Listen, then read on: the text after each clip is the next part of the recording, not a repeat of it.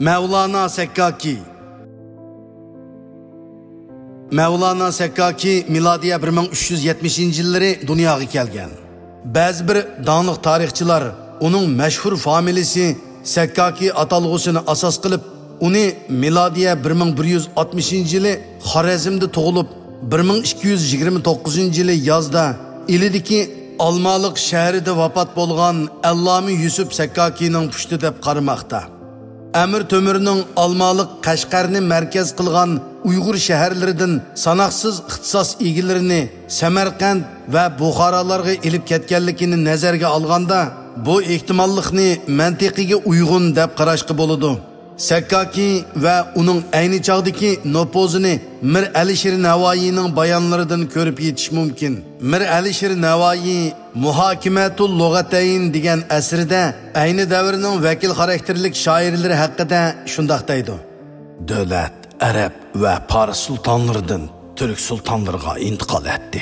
Yilakoxon zamoni, Amir Temur Ko'ragan zamoni, Sultan Shohrux Mirza zamonidan tortib hozirgacha sap turk tili bilan asar yozdigan shoirlar maydonga chiqdi. Sekkaki, Haydar Xorazmi, Atayi, Lutfi, Muqimi, Yaqini va Amriga o'xshash. Alisher Navoiyning Uyg'urcha, Turkcha she'r va asar yozib tunilgan dаңliq shoirlarning beshiga Sekkakining yozishi shoirning nopozini va o'rnini ko'rsatib bermoqda. Alisher Navoiy Muhokimatul Lug'ataynda yana shoir Sekkakining qalam quvvatini va she'riy mahoratini Lutfi va boshqa Iron shoirlari bilan selishtirib chiqqan. Uningdan boshqa ayni chog'ning mashhur shoirlaridan biri bo'lgan shoir Yakimi o'zining o'q va yo munozirasida Mevlana Sekkakini Türk shoirlarining mujtahidi deb ulug'lagan. Balki mushu sababdan shoir Sekkaki Mevlana nomi bilan ulug'langan bo'lsa kerak. Chunki bu nom ham tasavvuf ilmida ham boshqa universal ilmlarda kamolatga yetgan tangdossiz kishilarga beriladi. Chunki Mevlana Sekkaki bir davrdosh yaqinlaridan Alloma Abdurahmon Jami va Mevlana Abeydullah Lutfi qatorliqlar bilan billa ayni chog'dagi Xuroson Naqshbandiya tariqatining peshvosi Alloma Sayyiduddin Kashg'ariyning qo'lida diniy ilm tahsil qilgan edi. Darvaqa Alloma Imom Sayyiduddin Kashg'ariy o'rta asrdagi Uyg'ur va Fors klassik shoirlari va buyuk olimlaridan Alloma Abdurahmon Jami, Mevlana Abeydullah Lutfi, Sekkaki va Alisher Navoiylarni bir qo'lliq yetishtirgan gigant shaxs edi.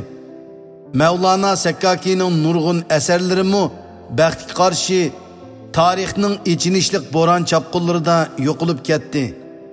Baxtga yarasha uning birla asri yana kelib nihoyat muhim va qimmatli bir asri zamonimizgacha saqlanib qolgan.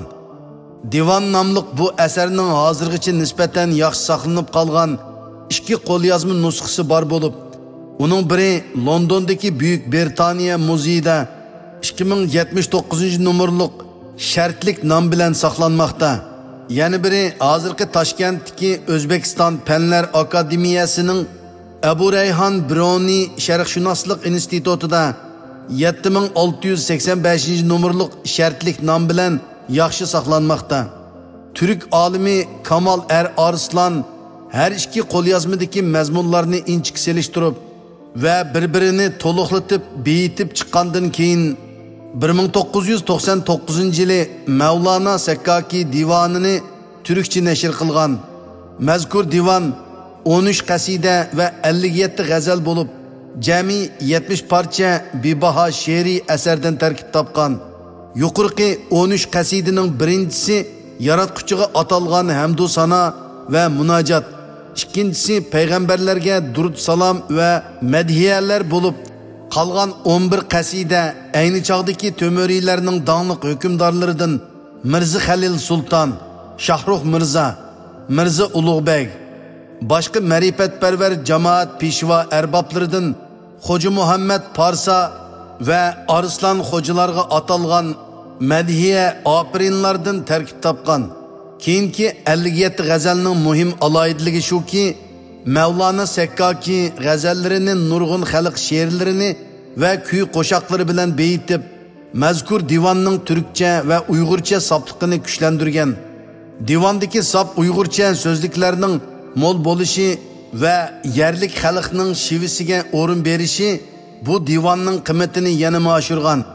Mevlana Sakkaki 805 beyitlik kichik hajmlik divanida farqli 2330 dona sop uyg'urcha, arabcha va farscha so'z qo'llanishi Mevlana'nın mazkur 3 tildagi so'z boyligining naqadar mo'l ekanligiga ishorat qilmoqda. Keyincha mushundaq esil asarlarni o'qishliq materiali qilgan yangi bir avlod shoirlar basbasta uyg'urcha va turkcha she'r divanlarini va nasriy to'plamlarni yezib chiqib, ayni chog'da moda bo'lgan arab tili hasal til, fors tili shekar til degan qarashni og'dirib tashlagan. Alisher Navoiy yozgan ikki til haqida muhokama, ya'ni Muhokimatul Lug'atayn nomli asar buning yorqin va jonliq pakitidir. Mevlana Sakkakining shuhratini biroqla oshirgan kishi Mir Alisher Navoiy edi. U Sakkakini ko'rmagan va uning bilan bevosita uchrashmagan bo'lsa-mu, lekin asarlarida uningga yuksak hurmat ko'rsatib, uning shuhratini butun olamga tarqatgan. Alisher Navoiy Mevlana Sakkakining she'rlarining har qaysi Mavaran Nahir yurtlarida olqishga erishganligini, yerlik xalqning basbasta uning she'rlarini aytishib, uning danqining butun Turonga kengri yeyilishiga turtki bo'lganligini ilgari surgan. Hatto hozirgi zamondagi ba'zi tilshunoslar, adabiyotshunaslar va tarixshunoslar Sakkaki bilan zamondosh bo'lgan Mevlana Lutfining ba'zi she'rlarining Sakkakining she'rlariga hayron qolarlik shaklda tasodifiy o'xshashib ketadiganligini tutqi qilib, Mevlana Lutfini Sakkakining ba'zi she'rlarini o'zining qilib olgan deb gumon qilishgan. Alisher Navoiy o'zining Xutbai Davodin, ya'ni divanlardan tanlanmalar nomli asarida Mevlana Sakkaki va Mevlana Lutfini tang o'ringa qo'yib, har ikkisini Uyg'ur adabiyotining dangdor fasihlari va turk tilining balog'at egilari ekanligini ochiq ta'kidlagan. Sakkakining qasidida Lutfining g'azalda kamolatga yetgan buyuk ustozlar bo'lganligini ilgari surgan edi.